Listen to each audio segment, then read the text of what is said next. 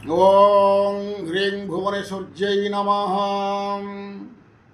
आपण क्या आकर्षण करने को चाहते कि आपण मित्र पाख लोक कौन सी कारण आपण ठारू दूरे जा पलि जाले चाहते आकर्षण कर पाखक आने गोटे सरल प्रयोग करूँ।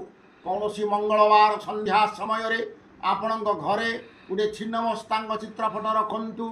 भुजपत्र अष्टगंध चंदन धूपदीप नैवेद्य सामग्री रखि सारा संकल्प करूँ। से ना ना संकल्प कर सारा गोटे मंत्र मु डाकुची।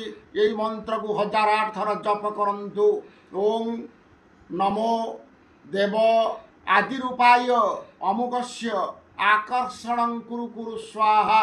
यही मंत्र को 1008 थर जप करूँ।